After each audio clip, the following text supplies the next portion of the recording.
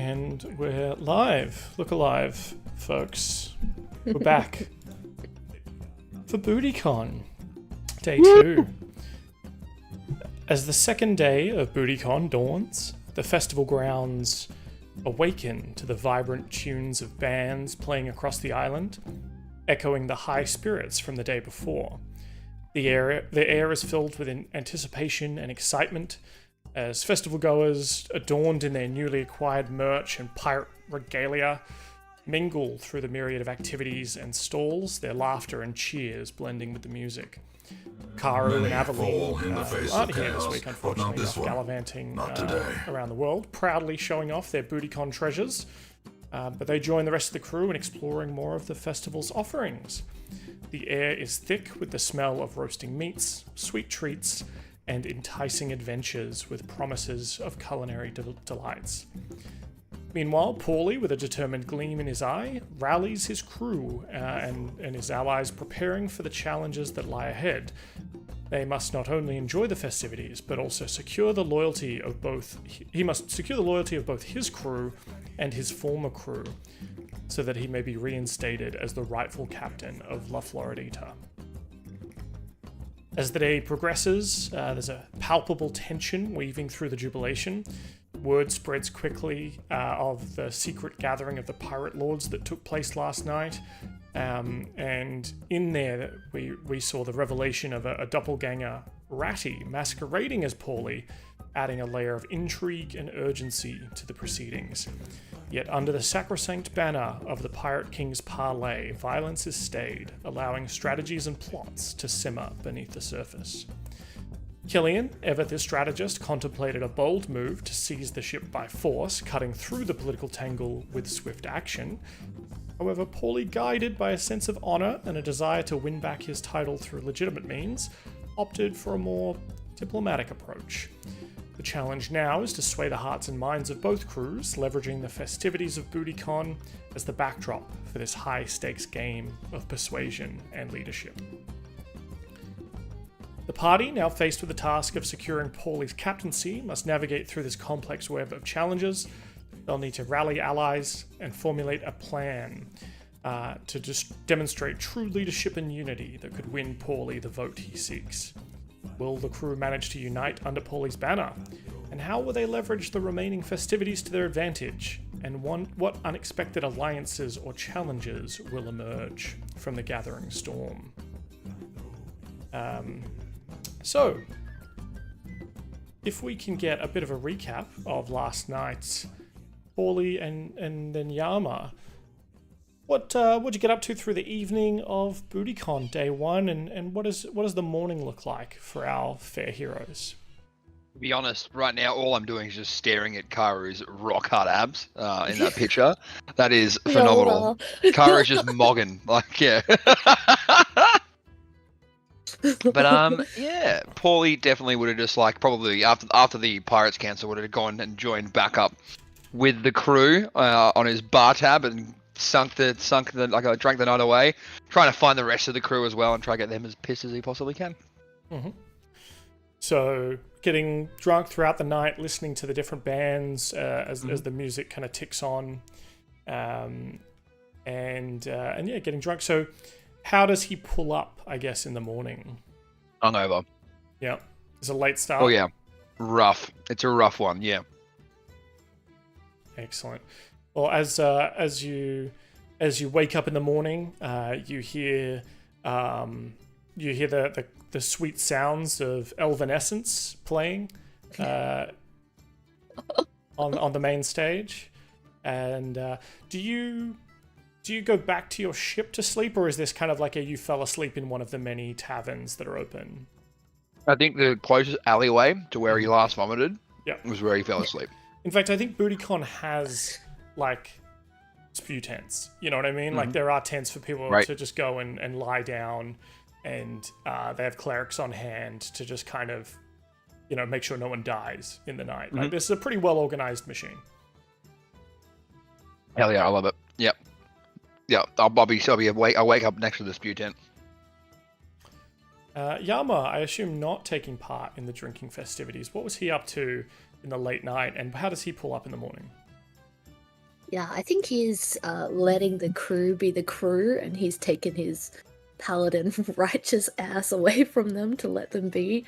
I think he's actually been fighting in. I think there was like a gladiator pit or something like that. Mhm. I think he's been doing like tests of strength and maybe like queuing up and fighting really hard in the gladiator pit all night, like as many of the battles as he can get in on. Maybe he's kind of feeling some nostalgia for the goblin armies. And yeah, so maybe he pulls up a bit battered and bruised in the morning, but mentally well. And feeling relaxed, but physically, like his knees probably playing up on him a bit after that. And he's definitely got maybe a bit of a dark red eye. Yeah, bit of fun. Excellent. So does Yama go back to the ship? Does he row back out to the ship? Because if you remember, the ship had to be sort of anchored offshore. There wasn't any spaces. Or does he find a nice quiet place to lay down? Yeah, I don't think he'd bother with the rowing out, and he'd love to stay close to the crew. But maybe he finds something better than an alleyway, maybe a barracks or something where Hey, now what's wrong with an alleyway? Okay. An alleyway with like vomit next to it on the floor. I think Yama thinks he's better than that. Perhaps you also head to the cleric spew tent, where the volunteers are tending to people, and you help out a little bit, and they've got their own little rec corner where people can lie down between shifts. Yeah, I love that. That's a great idea. He does the rounds and checks on his crew, drops 5 points of healing into each of them, and then just to cure any poisons. Yeah, exactly. Nothing weird. He's gonna Yama let does them it to suffer. Paulie. Yeah, Yama does it to Paulie. He's like, "What are you doing? I wanted it to be poisoned."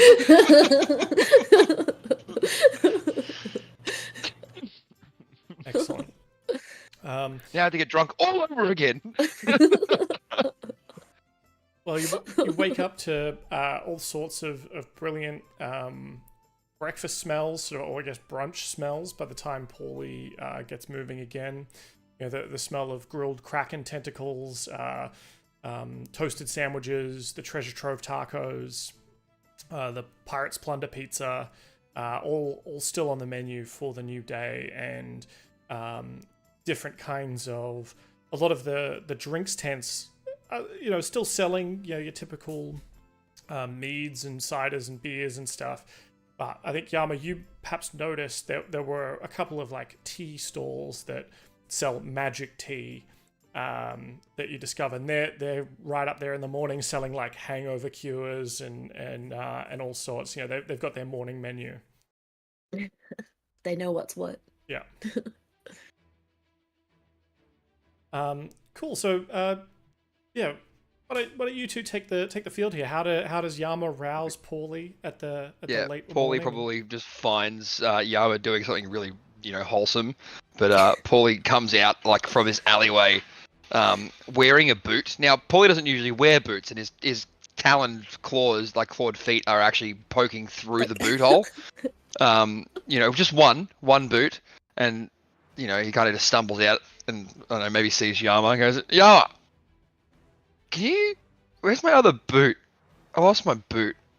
And I think Yama's leaning really close to one of the people selling the medicinal teas, and he's like, "Now, if you use lemon balm, it would be really soothing, and peppermint for the throat." And he's like, and then he turns around and says, "Oh, Captain, I don't think I've ever seen you wear boots before." Okay. Do you need it? I've got a boot, and Paulie just pulls out of his big greatcoat a peg leg. He's like, "What did I do last night?" Beats me, but maybe you were using that as a weapon. And we flash back in Paulie's mind. He has this one little snippet of him actually kicking a guy over, by tripping him. Tripping him over with his peg leg. His peg leg goes flying. He grabs it and runs away, laughing maniacally. Yeah. Yeah, I love that. Yeah. I was like, oh yeah. If you see a guy hopping around on one foot, this is his. Yeah. I'm gonna hold on to that, and we're gonna Yeah, find him there you because go, he you go. probably needs that. You take that. Yeah, there you go. Take that. Oh, it was a big night. I think we actually drank 3 pubs dry. I- Paulie spent 150 gold. I'm just happy to pay that one. Sure. Plus whatever Killian also added to the tab as well. So Yep. so good. Yeah, I definitely think like in the morning, if Yama, you're probably up pretty early. I think he's kind of up with up with the sun.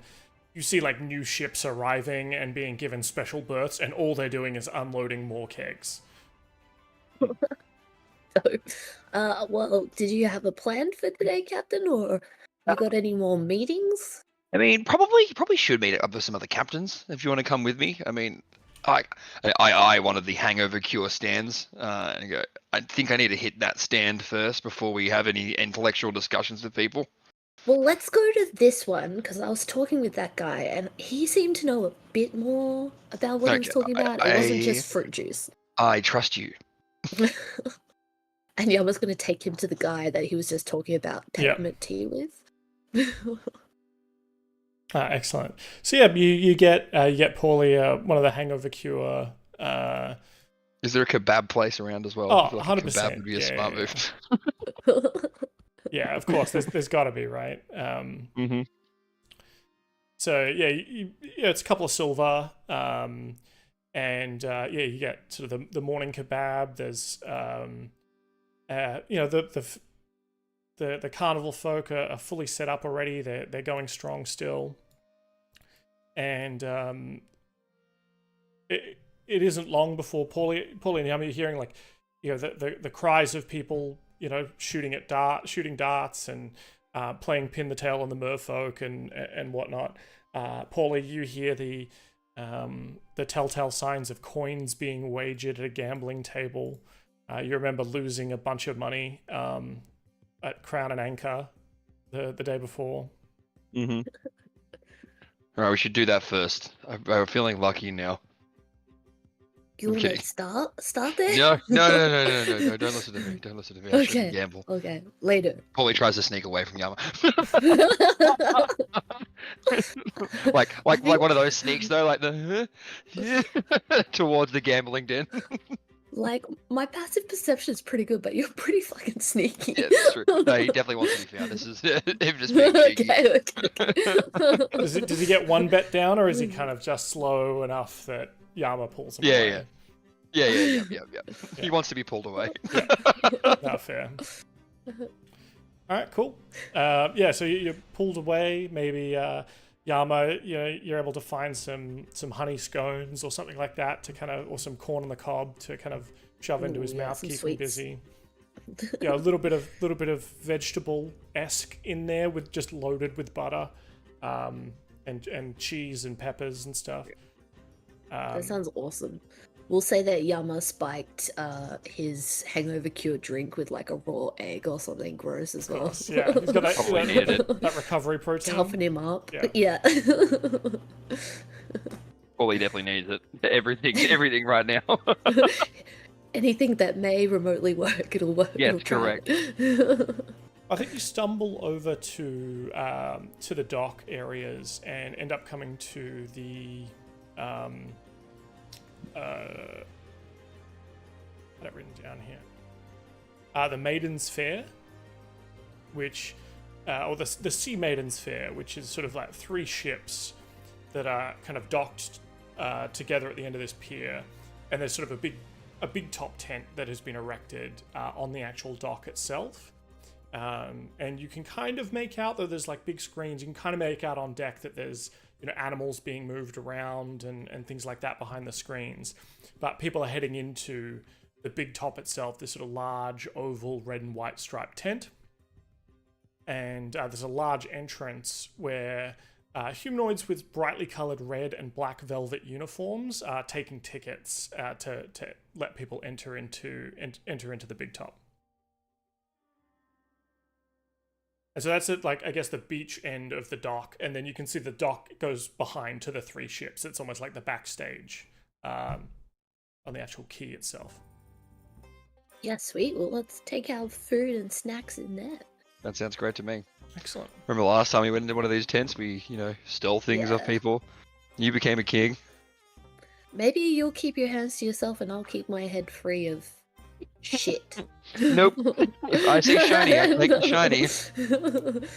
And Yama thinks again about how he forgot to buy a pair of manacles at the last place we were at.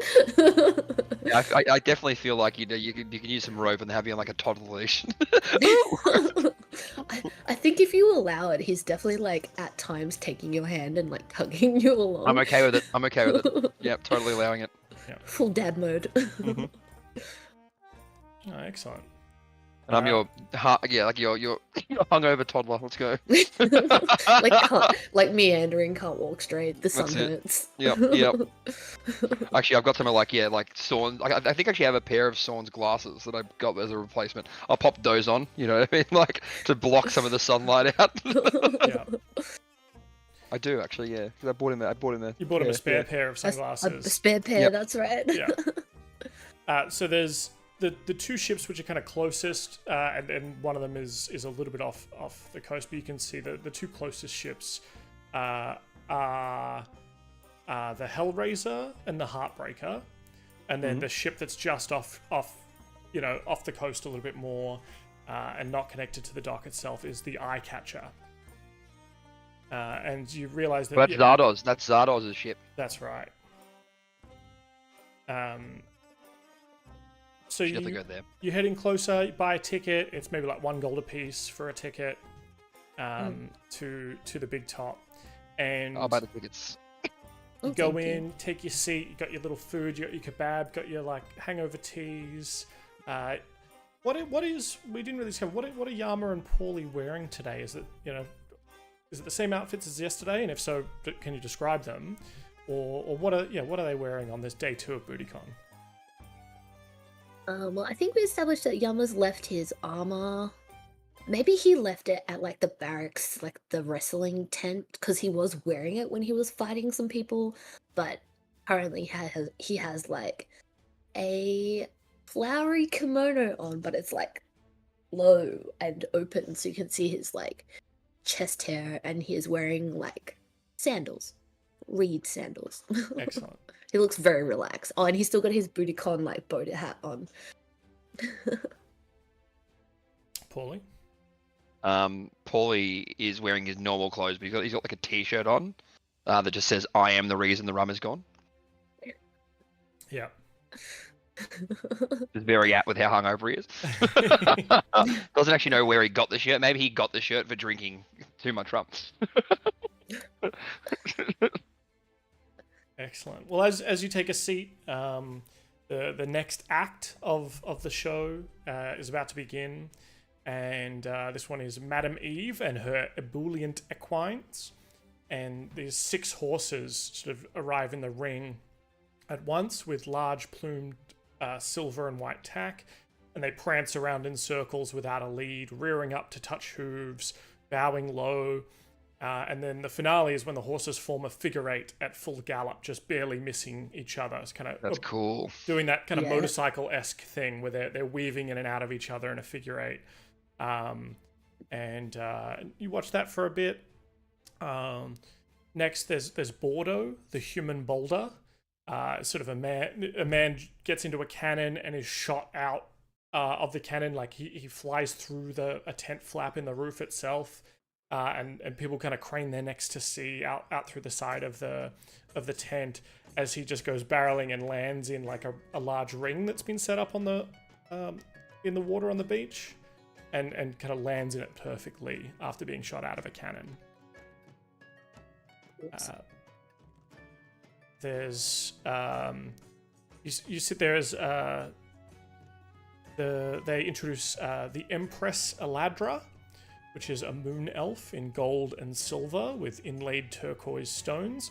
She's mounted on a large hippogriff, and she does a number of kind of acrobatics and sort of death-defying stunts. And her finale is when the hippogriff kind of launches up and with 2 flaps of its wings just kind of glides around above everyone's head.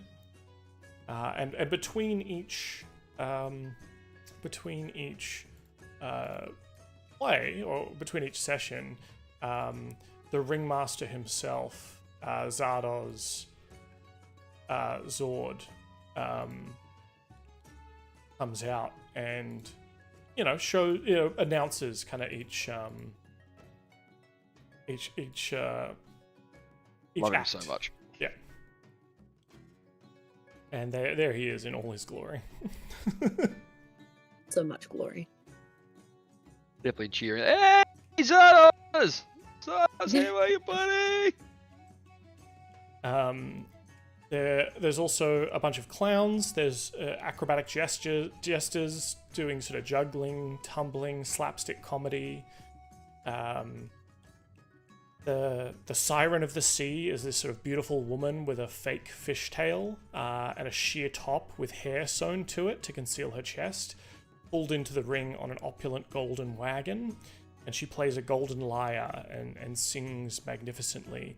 I need you both to make a wisdom saving throw, please. You get a +3, Timmy. Hell yeah. Oh gosh. I rolled a natural 5. That is a 6. Yama, you're swayed slightly, but you end up kind of okay. You snap yourself out of it. Paulie, you are entranced by this. This is the most beautiful siren of the sea you've ever seen. This mermaid could drag you into the depths. Always starts walking towards it. Yeah. Yama's gonna reach out and hold his hand and like tug him back. Sits back down. It's a show, Captain. Sits back down. Yeah, I think Yama, you see through it that she's not actually a merfolk. Like, she is just a human woman, just who's very good at singing. Whereas Paulie perhaps is completely entranced. Entranced by Pretty the song. mermaid. She doesn't even have a tail. What are you talking about? Such a pretty mermaid. Next up, there is Kafieta, the Queen of the High Seas.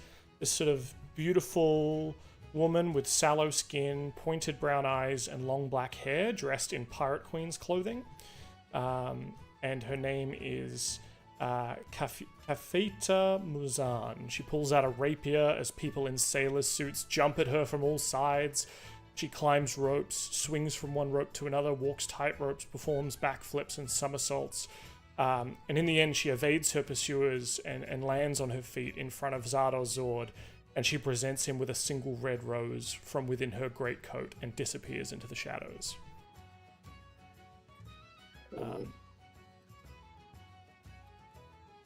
The end, Zardoz Zord kind of stands alone in the center of the ring, illuminated by a dozen dazzling spotlights, clutching the rose to his chest, and he calls out to the crowd, "Ladies and gentlemen, that is the end of our magnificent show. We thank you for visiting the Sea Maidens Fair and invite you to come back anytime. We will be here until at least the end of the BootyCon, and after that, as long as engagements continue to sell out. If you enjoyed the show, then please tell your friends. And if you didn't enjoy the show, then just keep your damn mouth shut." And then he gives a deep bow, and the house lights come up. The clowns are walking around the edges of the ring, holding up a large sign, that says "This way to see the egress," and an arrow pointing towards the east end of the tent. And other signs have all kinds of fantastical creatures painted on them, like two-headed giants, angels, djinns, sea monsters, etc.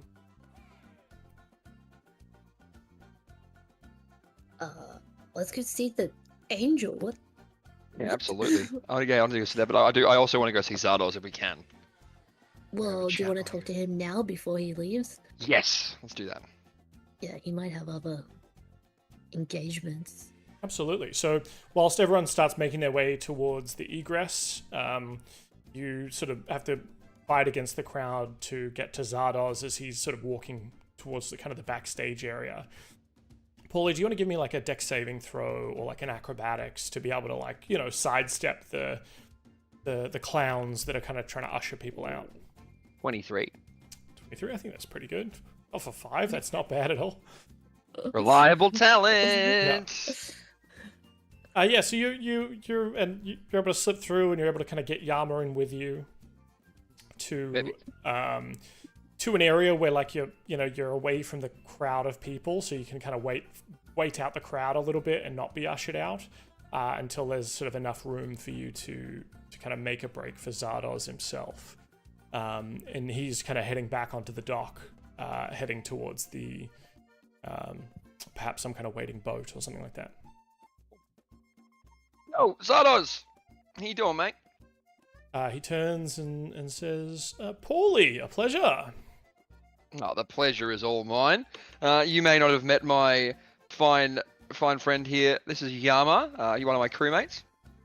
Oh, pleasure. And he kind of gives a sweeping bow, like taking his hat off and doing the kind of big sweeping bow before putting it back up on his head. And says, your crew is more and more interesting every time I meet you. It's an honor to meet you, Captain. And Yama gives his usual bow. We caught the show. Things. Yeah, we caught the show. It was bloody phenomenal. Oh, thank you. Yes, very impressive. We've been touring the Sword Coast a little bit, and just kind of decided to make our way out here where the prospects are looking good. Yeah, lovely. That sounds phenomenal. Look, mate, just wanted to have more of a chat. Feel like we didn't get to have everything we needed to do at the council. Yes. Yes, please do join me on the eye catcher, and he'll kind of lead you to a small boat that's waiting, and a couple of human sailors will row you guys out to the eye catcher itself. Lovely, thank you very much. Cool. He leads you into sort of the captain's quarters of the ship itself, and you can see it's obviously very well decked. There's already a breakfast feast laid out. It's very it's a nice ship. You can definitely tell it's like an ostentatious ship. Like this is not this is not really the kind of ship that would see a lot of battle, I guess. Like this is a comfort ship, really. Sure. Perhaps the other two are a little bit different. A pleasure yacht. This is absolutely that. And in fact, as you're led past the other two ships, the Hellraiser and the Heartbreaker, you see that they're more equipped with cannon, but also big holds that you can see like caged animals being brought in and out of and stuff like that. Yeah, cool. But the eye catcher, true to its name, is all about style over substance to a certain degree. What is that? That's some nice wood there. Oh, that's very, very nice. The graining is beautiful. Oh, thank you. Yes. I did very well. I've done very well, and I like to surround myself with beautiful things. That's why I keep Yama around. I getcha. Seeing as you're looking around, do you want to give me a perception check? Yes. 20. And Yama, do you want to give me one too? Oh, sure. Ba-da-ba-ba-da. Another 5 for a 10. Mm-hmm. I can only roll 5s today, apparently. So Yama, perhaps you don't really notice much. You're just kind of taking it all in. Paulie, He's still blushing from the compliment, maybe. Yeah. You notice, perhaps because you are such a seaman, the ship at anchor sort of wallows a little strangely, almost like it's got more drag than it should. Well, it's got like a lot more weight. Potentially, yeah. It's definitely riding maybe a little low. And the waves kind of cut around it strangely. I don't think on a 20 you notice that, but you perhaps don't know why. But it must have like an interesting, either it has a lot of weight on it, or perhaps even its hull or its keel, like is it its keel, the bit at the bottom? Yeah. Is perhaps like oddly shaped to cause such like a weird kind of wave pattern. Can I ask him about it? If you want. Is that appropriate? Yeah. Yeah, I'm just noticing, like your keel. Is your keel designed differently? He kind of looks at you, and you can see sort of like a moment of calculation on his face. Whether he wants to tell me or not. Yeah. And he says, yes. Great. Good to know. Can we roll insight on that response? If you like, yeah. Can I try persuade him into telling me? It's like, come on, we're not, I'm not doing this for any other reason. I'm just admiring your beautiful ship. Sure. 21. So unfortunately, Yama, with a 4, I don't think you pick up on anything. This guy is charm incarnate, right? This is... Yama is charmed. Yeah. Paulie, he looks at you and says... a big shit-eating grin on my face. Yeah. He says, oh, well, we all have deep secrets under the waves, don't we, Captain? Yes, that's true. I won't push any further. But you have a keen eye. The rumors of you and the wanted posters don't do you justice. There's you. I mean, look, they really downsized the package, okay, on your one. I mean, I understand it was a 4-page spread, but I mean, really, they could have been, more accurate to the generosity of the size, and it looks right at his crotch. I think the Marines just aren't taking it seriously. They're cutting costs. I offered to send them shipments of paper that I had stolen for them to be able to do the full fold-out wanted poster, but they denied my offer. And yeah, the frame just cuts off from all the good parts, if you ask me. You know what I mean? Yeah, I think it's a prudish culture, those nobles, and which is very hypocritical. If you've ever heard of what goes on in noble houses. Oh, I know what's going on to them because I've been in them. It's I mean, mainly stealing stuff, but Oh, yes, I've only been in After Dark as well. That's when all the fun happens anyway. Mm. With your 20, though, I think, Orly, you notice that, like, his crew, the crew that are on the ship, all human, but they are a little bit too graceful for just sailors. Maybe they're acrobats or something. But these crew did not leave the ship. They're not going ashore. They're not part of that big top event. You definitely notice that. I think with your 20 perception, you notice that.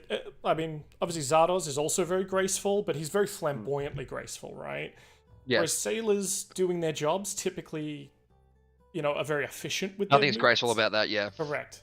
These crews seem to be very graceful, but then when they catch you noticing them, they go back to they're sort of putting on an act of like being more like rough and whatever. I'm just imagining them all singing like songs at the same time. You know what I mean? It's like a full performance. Absolutely. Your crew is very interesting too, I must say. You're running a very well done ship here. I have to give you that credit. Oh, well, thank you. Can I I know it's early, but the sun's over the yardarm somewhere. Could I interest you in a glass of wine? And he kind of motions to a wine bottle on the table. You can smell the sweet smell of lavender kind of permeating the cabin. Okay, come on now, yeah. What do you think? Does a parrot fucking vomit in the tavern's alleyway? Yeah, he does. Let's go. Come on, tip him up. Excellent. So he pours you a glass of wine. He pours one for Yama and one for himself. You're in this beautiful captain's quarters. There is a sort of purple curtain. Oh, is Yama going to drink? That you can assume. I'll down my one, and then I'll do like a sleight of hand to swap the glasses around. Love it. So that way Yama's not being rude, and then Paulie gets 2 glasses. I think he catches that, but he lets it go. Obviously, says, well, you've obviously come a long way in your time out here in Aurora. In a bit of a predicament though. What are your plans? You've got half a name and half a crew. yeah, just get my ship back. I think that's the most important thing right now, you know? I mean, look, I was just kind of wondering if I could ask you. I mean, you do run such a very well done ship. How do you do it? Like, you know, have you got any tips for a, you know, budding young like pirate captain? Well, mostly take on a crew that has nowhere else to go, so they're fully reliant on you at all times. Okay, I mean, like that does work, and that's very accurate too, to be honest. I mean, Yama over here doesn't really like being around other hobgoblins anymore, and we're lucky to have him with us. Mm-hmm. Perhaps there's something we could do for you, Captain, to possibly earn your vote. We are a crew of many talents, even though there's only few of us. Well, I think you're looking for the votes of La Floridita. Yeah. But I mean, I maybe see. just a favor. Is there anything you need done for a favor? You know, Interesting. a favor in the future. Anything I need done? Well, I am on the lookout for something. I've heard tale of a treasure. Let me tell you a tale of the ring of the astral conduit. 'Twas many moons ago, in the midst of a fierce tempest on the open seas, that a brave and cunning pirate captain by the name of Blackbeard Bane stumbled upon a mysterious treasure unlike any other. Legend had it that this treasure was none other than the ring of the astral conduit, a powerful artifact said to grant its wearer control over creatures and objects from far-flung planes of existence. Now, Bane, being the fearless swashbuckler that he was, set forth on a quest to claim this artifact for himself with his loyal crew by his side. He braved treacherous storms, battled fierce sea monsters, and outwitted rival pirates in pursuit of this prize. And after many trials and tribulations, he found himself standing before the fabled ring, hidden away in the depths of a long-forgotten cavern on a remote island. The gleam in his eye and a grin on his face, he reached out, claimed the ring as his own. But little did he know that the power of the ring came with a price, for as he donned the artifact upon his finger, he found himself beset by visions of otherworldly realms and beings beyond mortal comprehension. Haunted by nightmares and plagued by strange whispers, he soon realized that he unleashed forces beyond his control. In the end, it's said that Bane disappeared without a trace, leaving behind naught but rumors and legends of his fate. Some say he was swallowed by the astral plane, others claim he was dragged down to the depths by vengeful spirits from beyond the veil. But one thing be certain, the ring of the astral conduit is real, and it remains lost to this day, waiting to be claimed by a brave or perhaps foolhardy soul, of which I considered myself to be both.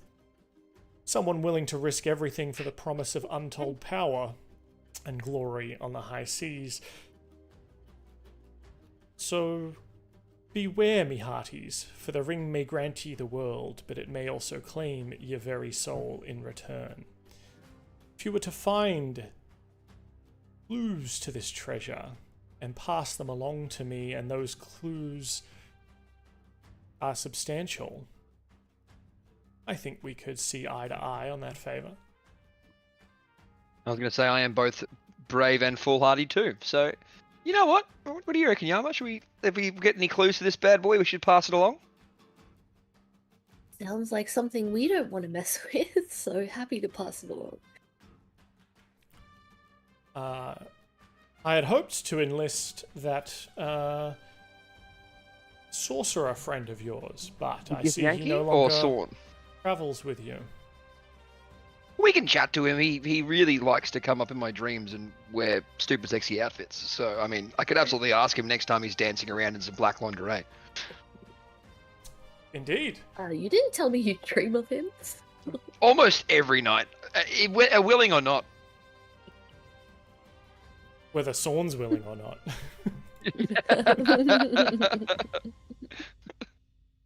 Excellent. Yeah, so that's what I'm out here searching for. Anything that I pick up along the way, of course, is also excellent and fair game. But that's what I'm here to seek. There are a number of items. They're called the Pieces of 8. There's one for each of the schools of magic.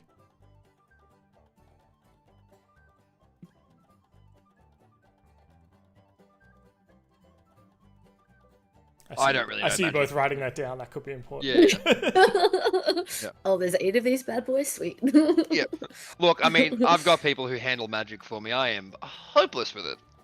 I do the stabbing and the shooting, and then I let them do the books. Mhm. Just books in general. And so what is it you seek, Captain, while you're out here, beyond the tiller of your ship? Freedom. I think that's the thing, you know, traveling with my crew, and the ability to do that wherever and whenever we want to.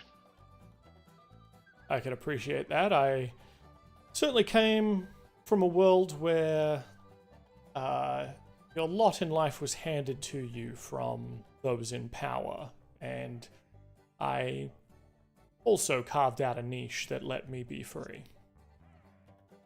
I think Aurora needs that freedom. And I think the Pirate Council could be very, very useful and good in creating that freedom. Well, I think you can entrust people to do what is in their own self-interest. Absolutely. And as long as people are able to do that without infringing on others, or not infringing on others too hard, or those who don't deserve it, I see no problem with that. I know I like you for a reason, Zardoz. We definitely seem to have a mutual enemy. We may have aligned ourselves on the surface with the Imperial Navy. And we've been doing a little bit for them. He raises an But- eyebrow at that. How does Paul? Oh, react? yeah. It's purely for to make sure that we can do our deeds unpunished. Have you ever heard of privateering? It's the best pyramid scheme that pirates have ever The created. best pyramid scheme. Well, I'm more targeting their allies, the hobgoblin armies, who are, I would say, somebody that you would not enjoy meeting. They're definitely seeking to colonize everything that crosses their path. They're using the Imperial Navy currently to expand their horizons towards the east from the Western Steppe. I see. Uh, Well, most of my time in Aurora has been spent in the east, so I haven't encountered those yet. But I know I have dealt with hobgoblins in the past, a fierce group. Though usually the ones I've met have been a bit more bowed and broken. Well, perhaps you'd trade information with us if you do happen to come across them in your travels. I can certainly keep an ear out. If anything, that is one of my specialties. And what pretty ears you have. They're so dainty and adorable. Give me, Paulie, give me an insight check. About his ears. 9. Yeah, he does have lovely ears, lovely dainty ears. Oh no.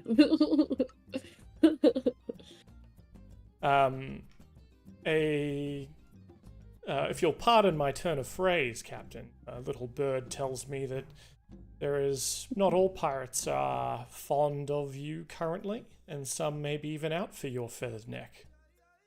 Hope so. It makes it way more fun that way. Pissing off a lot of giants, I've heard. Yeah, they're pricks though. One in particular. Like Paulie actually goes quite serious. He goes, if you're referring to the giant, like the giant pirate that I think you are, any information you have on him would be greatly appreciated. Whilst I have no information I'm willing to part with at this time, I will let you know that it was the opinion of the council to not invite him for a reason, though he may have taken that personally. If you had invited him to the council, I can promise you that the treaty to not spill blood would never have been the case. I appreciate that. We had heard murmurings of your dealings with him in the past, but also I don't think he's. He comes from a people who have a very strict ordning hierarchy. The giants are not so much on independence for others. No. It goes against our kind of ethos, if you know what I mean.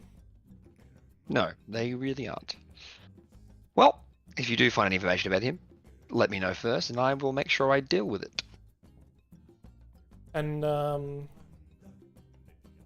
very good. Well, happy to answer other questions if you have them, if I have answers that are available. Yeah, where did you get that feather in your hat? It looks great.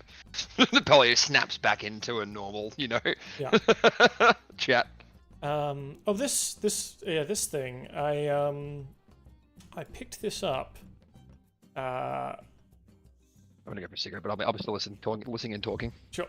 I picked this up, and I was assured that it was one of the very feathers used to sign.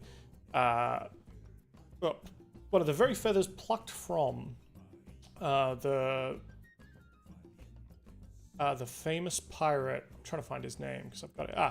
The famous pirate, Captain Featherstorm. Featherstorm. Captain Talonbeak Featherstorm. I'm told that he, the merchant who sold it to me, told me that when his death warrant was signed, Captain Talonbeak plucked out one of his tail feathers himself, and also signed the death warrant before throwing the feather on the ground and being marched to his death. He did. People say that he was executed. Hey, I don't believe that. I still think he's out there somewhere. Us Arrow Cochrans are pretty hard to catch. That is true, and I mean the rumors are that he left quite a fortune somewhere in these islands. God, actually, that's probably the one treasure I'd love to find. I don't think you're alone in that. I think many pirates. I don't think he left it all in one piece, but Gaio.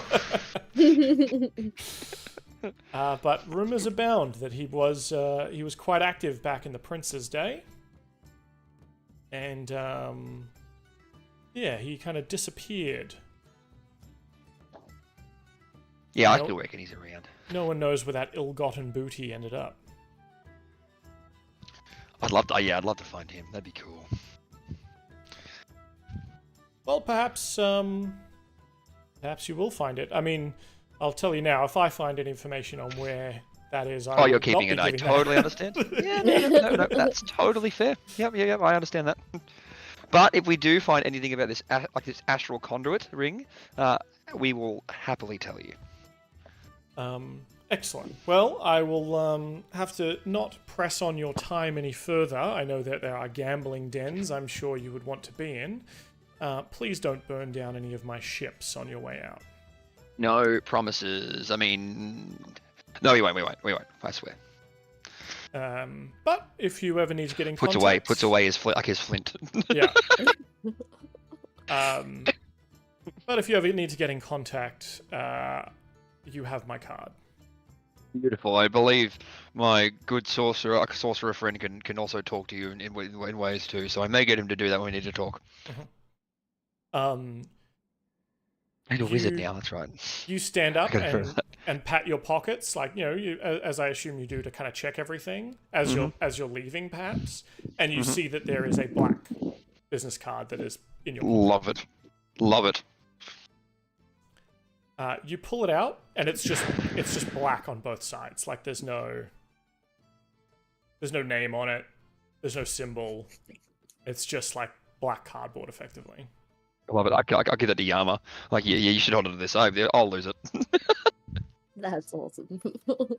Paulie, could you give me a history check, please? This is or like a some sort of intelligence check as like a memory kind of thing. 1 second. 1 second. Sorry. I realize you're not at your desk.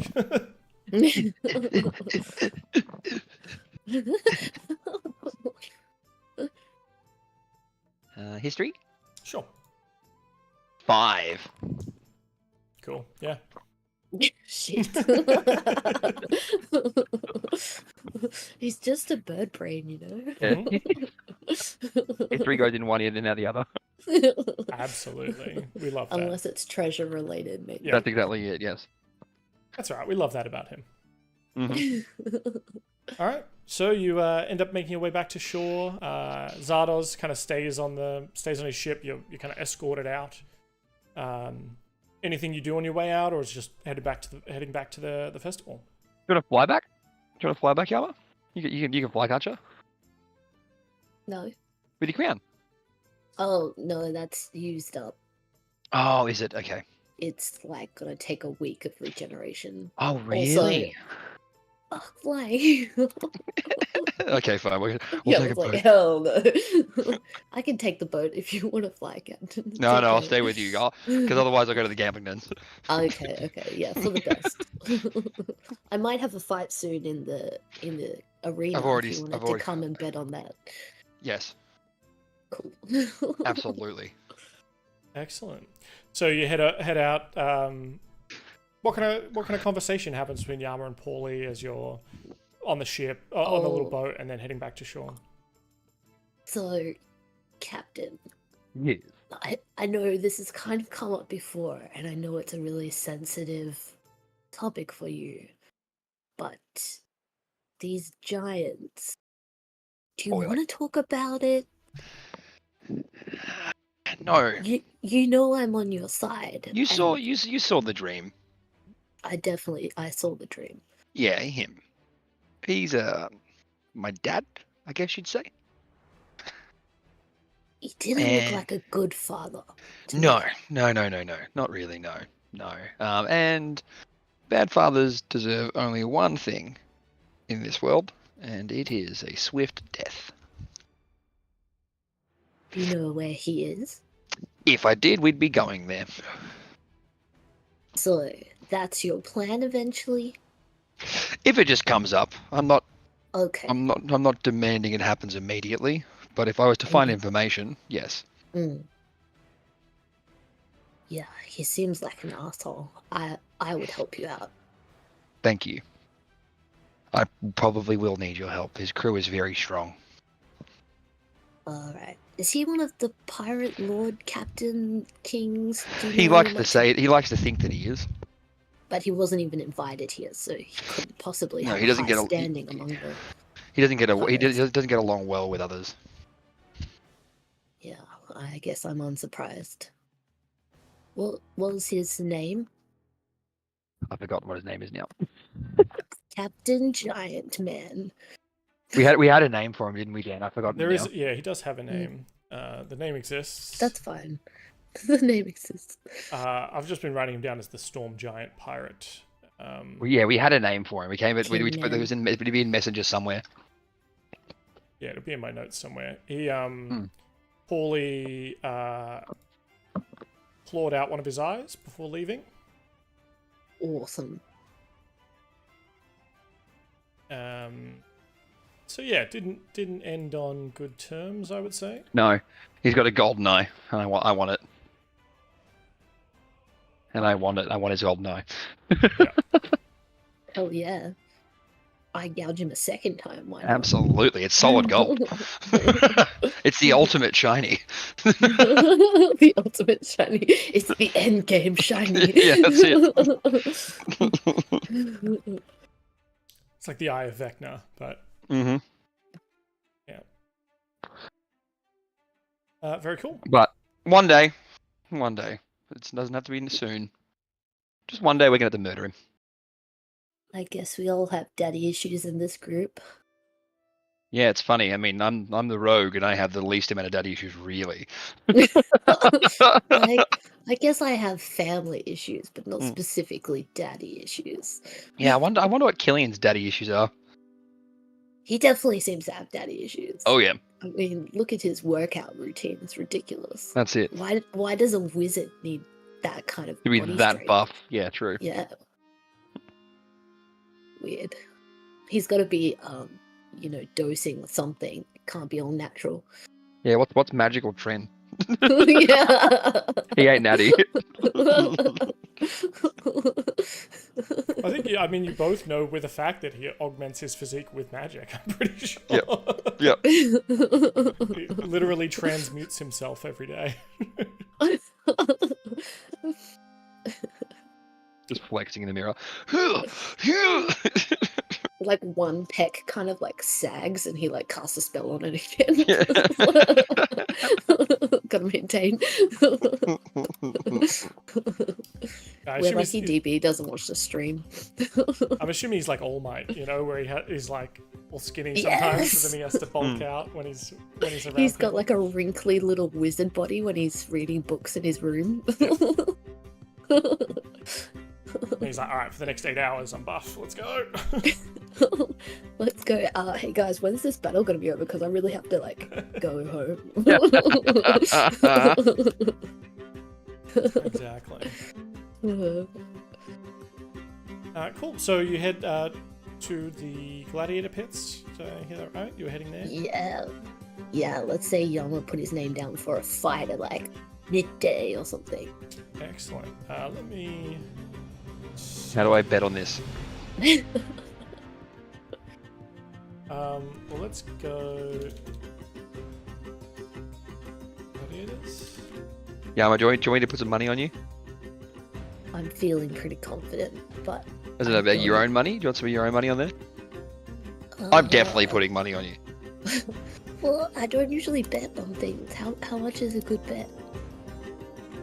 I mean, should I put 2 gold? you bet on. Yama's like. You can do 2 gold if you want to. Right, 2 gold. That's a lot of money. Are you sure? Oh, it's just you wait till live.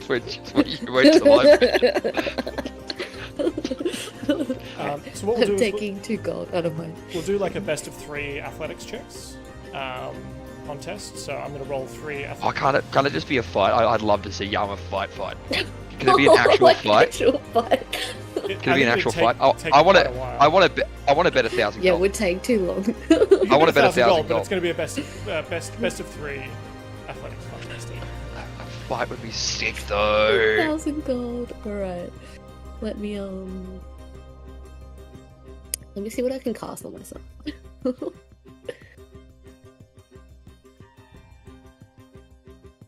Concentration. Yeah. Oh shit, I forgot. Oh no, my armor. I'm gonna put my armor on because that's by the.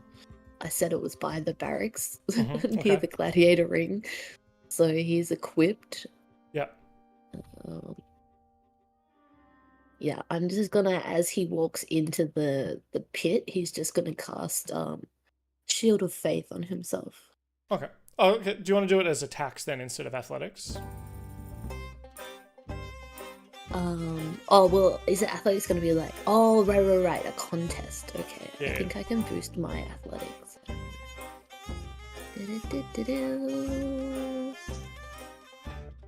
Yeah, let's do it as attacks because then I can do cool shit Okay. rather than straight up rolls. So we'll effectively do like best of 3 attacks then. Okay. And So I'm betting 1,000 gold. Let's go. Oh my god. and we'll see how we go. And if you both hit, then we'll both roll damage and then see whoever does more damage will get that win for that round. How about that? Alright, so. First hit is a 22. 22 is my new buffed armor class. So That hits. hit. Oh god, I don't know shit. 17. Oh no! So, if you're using Shield of Faith in this fight, the gladiator is going to use his parry ability as his reaction. He'll only get to do this once in this contest, but it adds 3 AC to one melee attack that would have hit him. So he parries your sword out of the way, and the first round goes to the gladiator. All right. Round 2. Round 2. Bring it on. It's a 19. Come on. Oh, fuck. Two misses, so that one's a wash. Last round, you're gonna have to beat him on this to at least tie it up. Wait, can I at least use my reaction on that last one? Oh, sure. Oh wait, you said that was a wash? Right. Well, he missed you as well, right? Okay, that's sweet. I can't buff my roll. Because the first hit did hit you, actually. I was gonna say, do you have to make a con saving throw to maintain Shield of Faith? It's through my sword, so I don't know if I do. Shield of Faith? I think it's still a concentration spell. It's just your sword lets you do it without spell saving throws. Oh my gosh. 13? 13 is probably fine. Yeah, I think Cool. that's fine. So for the third hit, you rolled a 15. A 15 does not hit, and he rolls a 17, which also does not hit. But the round effectively goes to the gladiator. Wait, I'm gonna use on that last hit, I'm gonna use my saving face ability. Oh no, there's only one ally within me. No, mine would become a 16. I mean, I will make. I can, if you want to make the argument that you have other friends nearby. Yama has been glad handing with people. He's been spending like specifically a lot of time in this arena, so he can have a maximum of +5 to that roll. Sure. Okay, so that evens it up, but obviously, so Gladiator wins the first round. Second round is a wash. Third round, Yama wins. I guess we're down to it. We're going to keep going tiebreakers until someone wins a round. Rather than just, they don't like a draw. A draw is lame. Next round of attacks. Come on. I'm gonna drop the Shield of Faith, and I'm gonna use my sword to cast True Strike on this one. Ooh. So, with advantage. With advantage, yep. Oh, it's a natty 19 for 27. 27, he just rolls a 17, so he misses. What does that look Yay! like as Yama sort of channels his blade and makes the attack? So I think True Strike just kind of allows you to see like a weak point on an enemy. So maybe his like sword is coming down, and as he gets this like foreknowledge, like future sight, he just kind of like comes in on like he abandons that strike and comes in on the other side where he's open and gets a really solid hit in on this guy. Love that. All right, how much did you each bet? 1,000 gold. I bet 2 gold, and Yama thought that was a lot. I'll say you get your 2 gold back plus an extra 2 gold, Yama. Paulie, I'm gonna say you get 1,000 gold back, like it was even odds or whatever it's called. Hell yeah. I've already spent 600. I've already spent 600 gold on this fucking thing, so I mean, you know. You had to recoup your loss. So you're up 400. Yeah, that's it. That's it. And Yama, I'll say you get maybe some you get 20 carnival tickets for participating as well. Awesome. I would have actually loved if Paulie left BootyCon broke. That would have been really funny. I feel like it would have been very on brand. Yeah, still that's time. it. Mm-hmm. Oh, so good. Crown and Anchor's waiting. Crown and Anchor tables are hot right now. You can hear, all sorts of people are winning over there. I mean, you know, I'm on a win streak. I am on a win streak. Well, we could just go spend these tickets. That's a bit of risk in betting, right? Or we could go play some more games, get some more tickets. Okay, we should probably go talk to some more pirate captains as well. Oh yeah, let's go schmooze. Paulie's like visibly sweating. His feathers are damp from wanting to gamble. And Yama just like takes your hand, and it's very soggy. He's just like leads you over to maybe there's like a bar nearby where we can see there's like a pirate captain or something. Sure. Yeah, there's a beach bar. I'll say that almost like a bar overlooking the beach itself. Lots of people are out and about on the on the beach. There's volleyball playing. In fact. Oh yeah. Yeah, Yama thinks that by leading Captain to like one of his other vices, he'll forget about the gambling. Absolutely. Although, maybe Drinking there's... does work, yeah. I like to think that Karu and Aveline are playing volleyball versus people, and there's absolutely betting side action that's going on, like, at on the side of the volleyball game. Oh, God on Karu! Damn it. And so over the course of a couple of hours, Karu is like playing really well, tentacles and all that kind of stuff, but then I like to think, he's also getting distracted by Avalon just like being super flirty and whatever, so he's winning games, he's dropping games, you kind of come out even over the course of a couple of hours, yeah. That's fair. She's still wearing that like bikini / like booty shorts thing, and Karu's distracted. Oh, absolutely. That's her in the picture. The she's wearing the booty icon t-shirt. Love it. With daggers and crazy leather shorts and everything. Yeah. Can I get nature checks from both of you, please? Yeah, I'm totally great at nature. 11. 10. It's a beautiful day, isn't it?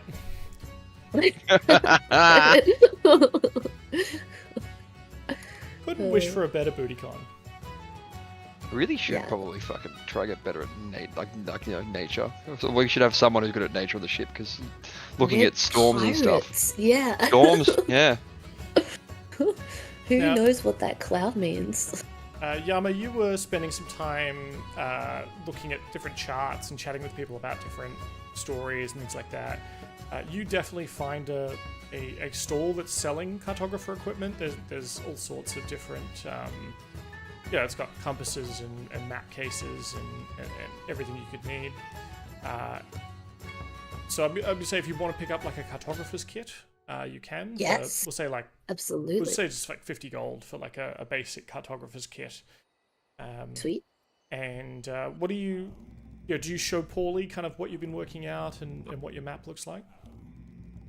Yeah, maybe it's like a bit weird from Yama. You don't normally see him like I don't know, some like animated mainly. Maybe he's like found a new passion, but he's literally like so I learned this from this guy last night. I was chatting to him over by the gladiator pit, and he said he saw them like, moving this way, and then he'd heard from this village. But anyway, and then he shows you like he's kind of mapped some of the goblin movements, and like he's trying to chronologically list them and find Remember where they are and where they're going, exactly and like if they have patterns. I love it. Exactly, yes. Yeah.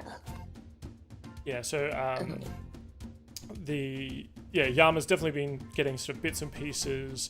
The stories that you've been getting are any merchant vessels or any villagers, sailors who've kind of been in the area have just turned tail and run. Like the ships that they have, there are massive amounts of ships coming or gearing up off the coast of the steppe. They haven't really arrived. They've arrived in kind of ones and twos in the Isle of Aurora, but their huge bulk force is still sort of mustering, I guess. Right. But it looks like if they come from a direct route, which would be likely, it'll be sort of the Western Islands, and the southwesterly islands will be kind of the first place they hit landfall. And they've been sending out kind of scouting ships that have been seen, and all of them have that kind of red flaming fist on their sails.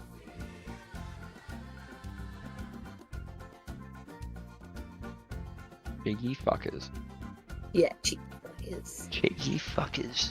I'd love to find someone who's actually like tangled with them, fought with them a bit. I'd love to know, because there might when I was with them, I guess they weren't so much pirates yet. The sea is new. I definitely think as well you've... wait, I have a Yama on here. Such a big Yama. Oh, there he is. So yeah, you've definitely learned about kind of these places out to the west, right? Some of these Awesome. some of these island chains, I'll light them up a bit. Oh, cool. Well, let's do it. Whereas you guys are, I think, kind of down here, current. One of these, yeah, this archipelago. Yep. And Port Rubia is kind of that north. To the And the northwest of you. Floridita is there, I see it. Yeah. Absolutely. Give me that ship. Yeah. So you've been around a little bit in these islands. You've explored bits and pieces of them. But this area where you're in is definitely kind of not independent of Aurora, but they kind of see themselves as a lot more independent of the greater political machinations. And the place to your northwest is kind of marine territory where you've just come out of. Right. And then to your east is the Emerald Trading Company's kind of seat of power. To the south is where Killian says he came from, which is kind of the University of Magic and things like that. And We should actually go east to the Emerald Trading Company to hand back the ship at some point too. And If we Karu do. comes from sort of the southwest kind of area. If we do everything right, we should go to the Emerald Trading Company, I reckon, to give them back the ETC percentage. If the Well, Floridita. yeah, if we knew the La Floridita was east as well, anyway, we could two birds, one Well, stone. yeah, luckily they're here anyway, so we can probably just go Of with them. course, yes. Yeah, it's a bit of a color code. Ooh. Oh, cool. That's like ownership. The kind of political landscape as you know it. That's cool. So blue's independent. Yeah, the sort of light blue. They sort of see themselves more as kind of a council of tribes. They're more Sure. kind of smaller islands who, they're part of the greater kingdom, but have always kind of done their own thing a lot of the time. And Yep. you don't think anywhere else would have done a BootyCon pirate festival. Right. In fact, while you're here and you've been chatting with people, you definitely speak with some other sailors who kind of, after you've been buying them drinks all last night, give you a bit of that kind of sly wink and a nod, and are like, if you're ever in trouble, you seek out some of the Rakir family. They've got hidey holes all through these islands. If you've got a shallow keel, unlike those marine vessels, some of these places you can scoot on in, they can't follow you. Oh, cool. I'll scratch off Dom Rakia from my people to snitch on list. And you get word of the sort of different... the Golden Guardians actually have a couple of different areas where they operate, but they're very separated. They're in the yellow. Right. I like that though. That's cool. And then Yeah, in the that's center and the main is the big volcano throne, where the prince's house and the sort of palace sits, and it's sort of spoken of that the family that sits upon the volcano throne rules Aurora. Yeah. Okay. Which is right now the prince. Yeah. Okay. Although rumors abound that the prince has not been seen in some time.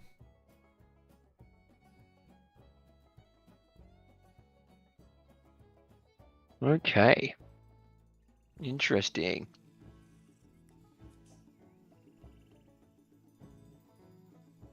We go talk to some more pirate captains, or maybe go hang out with the crew and try and convince more of them to turn to Captain Paulie. Sure. I think a lot of people are kind of heading to the main stage, and you ask around. A lot of people are heading to the main stage to kind of get the see. Who's headlining? Daft Monk is up there currently. Can I? Who's headlining? Do we know who's headlining? Like the actual headline for the gig? Well, it's so many different bands over the course of the day, right? So I'm not sure who. Can I try and go to the side of the stage and then try and talk to Daft Monk's manager? Sure. Surely you prepped this, right, Dan? Absolutely. Yeah, you can go talk to. Yeah, there's a big Hello, crowd Mr. Manager. What's your name, by the way? Hold on. And your son's name and your father's name. Don't worry. For your effort, I'll write it in my notes. Oh yeah, you're super helpful.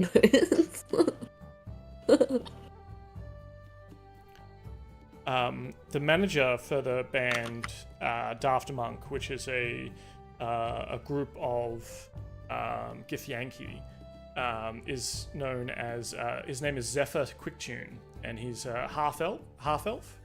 And Zephyr Quicktune. Zephyr Quicktune. Zephyr Quicktune. Thank you. He's got a lute strung across his back. And you see sort of in his belt where other captains would have, a pistol or a cutlass, he has like a scroll of what appear to be like music sheets. Love it. G'day, mate. How are ya? He's looking at the band, kind of watching them play, and is kind of distracted by you, and just says, "Oh yeah, mate. No, the VIP section's all full up. Sorry." No. Don't want to go to the VIP section. Just more going for this right now. Just wondering if your band would like to be sponsored by a pirate captain. Oh, interesting. What kind of contract are we looking at?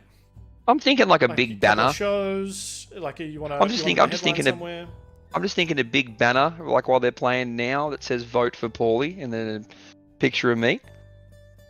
Interesting. Yeah, we could do that. We'd have to change the pyrotechnics at the short notice. I assume you want your name spelled out in fireworks. Yes. So that would be the choice. Yes. Yeah. He pulls out a sheaf of paper and a quill and is like kind of writing stuff down. And what are you offering, Mr. Lee?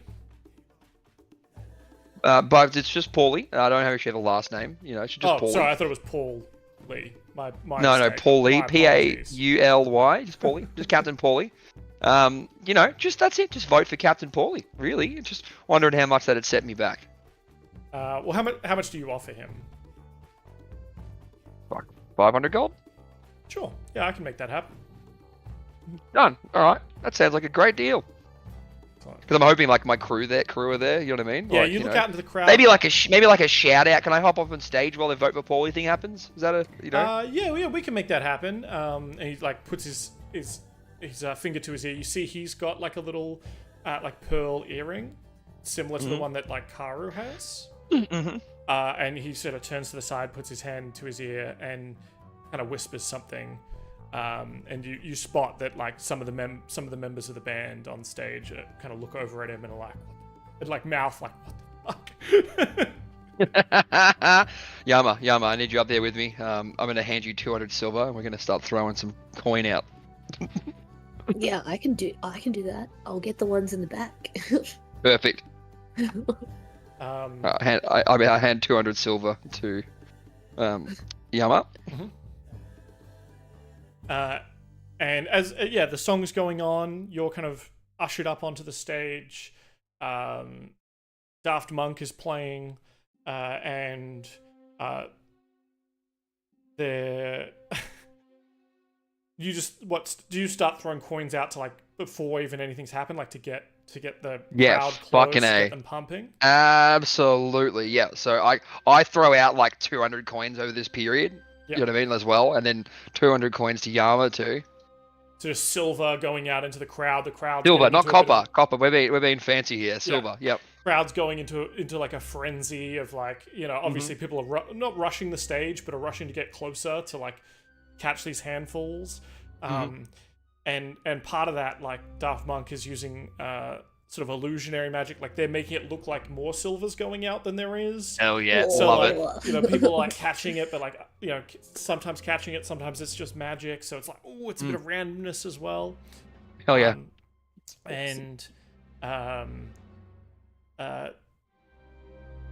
Yeah, I think the lead singer of Daft Monk is going to kind of, as the song's building up, or like they cut the song and go, "We've got an important message from a great captain," and like he'll slide you the mic. Yeah. And this is my great friend of all time, Captain Paulie, and the crowd kind of gives a bit of a cheer. Yeah, and there we go. How we doing, BootyCon? Woo!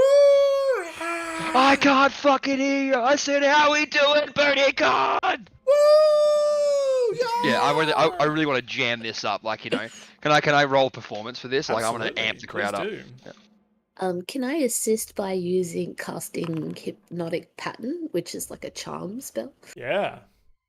Love 22 for that as well. What does the hypnotic pattern look like? Is it? I think it's like you go to a festival and there's like those drone shows like over the top. It's like a drone, like a laser light of a giant Paulie. Yes, it legit, and it's like talking, and there's like dollar signs and stuff. It's really like aimed at the pirates. Love that. His beak opens and like coins fall out or something. Yeah.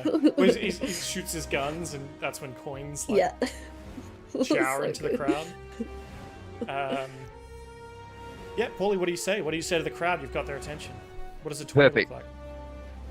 Now, I've got to vote for my crew, and I see some of you in there, and I want you all to bloody know that being part of, the Captain Paulie's crew means you make buku fucking bucks. Yelma's throwing more money. Yeah. Excellent. So a vote for Paulie is a vote for a full belly, and like a full belly full of food and fucking rum. Almost as if, it aligns with your sense of theatrics. The skies kind of begin to darken. All that's lit up is you and like the magical pyrotechnics, glint of silver as it shines torchlight as it's kind of flung into the crowd. There's almost like a crackle of energy in the air. Just the crowd is ecstatic, and then you begin to realize that is actual lightning as the skies darken ominously. Shit. And you hear a booming voice drown yours out, Paulie. Fucking son of a bitch. You son of a bitch. You son of a bitch. Party goers of BootyCon. Your false pirate lords have led you astray.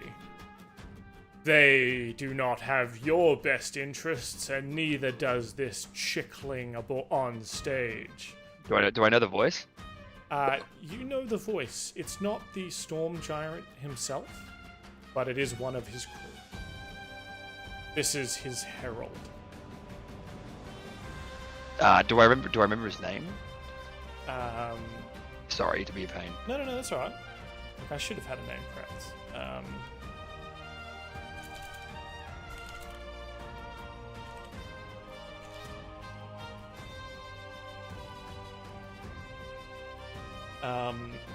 You know him as Thundercall Vagrim. Alright, Thundercall. You think you and your fucking boss know what it is to be a pirate? Mate, I had to move like 50,000 leagues away from you to figure out what a pirate actually is. You're saying into the mic, staring up at the sky. That's it. Yeah. You wouldn't know what BootyCon fucking even means. You all celebrate false pirates. A real pirate asks you to lay down your money or your life. Those of you who are at the festival now should throw forth their booty or have it taken from them by steel and lightning. And there's sort of a crackle of thunder through the sky. Mate, you wouldn't know steel or lightning, and I can give it both to you right now, you prick. And can I bring out Talon and have Talon just crackle, like. Absolutely. Yeah. I crackle on the sky. I'm like, come down here and show me then. Show me what a real pirate does, you little prick. A bolt of lightning strikes down at you and Daft Monk on stage, and then multiple, almost like giant rocks hurl down into the carnival square, landing with thuds and crashes. So you're up on stage. Nama's up on stage with you. And landing directly in front of you is the Herald. Yep. Crashing into the sides of the stage, 2 stone dragons. And then in the crowd itself, these sort of like obelisks land, and sort of these animated automatons hop off them, holding cutlasses. Can I, before everyone attacks, can I go, if you want to show me what a real pirate does, fight me one-on-one. Just you and me, that's it. Don't go ruining this fine festival. Anyway, I want to try fighting myself. We'll see how this goes. So, raining from the sky, from the clouds, are the Stormborn Raiders, a fearsome crew of pirates gifted with the power of the storm, tasked with sowing chaos among the celebrants and capturing key members of BootyCon Assembly in a bold strike of vengeance. Will the crew manage to unite under Paulie's banner and fend off the Storm Giant Pirates' vengeance? How will they leverage the remaining festivities to their advantage? And what unexpected alliances or challenges will emerge from the gathering storm? We will find this out next week, I think. I want to fight him though. I know you do, but we're gonna end on a cliffhanger. This is the cliffhanger we have to end on, so we can start hot. I'm literally like standing on my chair. Ready to go. Look out into the crowd as some people are rushing for the exits, but you see that each of the exits, you can see northeast, northwest, east, and south, all cornered off by the Storm Raiders. Love it. And yeah, that's where we'll end this week. Son of a bitch. That's awesome. Shit. So I hope you're ready, and hope you have more brew next week to help you in this fight. Yes, we need it. All right, well, we're going to have a nice, easy breezy early one tonight with half our members gone. I saw someone say hello. Zyod said hello from YouTube. Hello, Zyod, if you're still around. Yeah, tune in next week for the exciting, maybe conclusion. I know you were asking me what the title of this week was going to be. Next week is going to be Rage of the Stormborn Raiders, and I didn't give that away ahead of time. But yeah, we'll check back in on BootyCon next week. Hopefully, everyone gets out of here alive. We'll see. All right, bye-bye, everybody. Bye.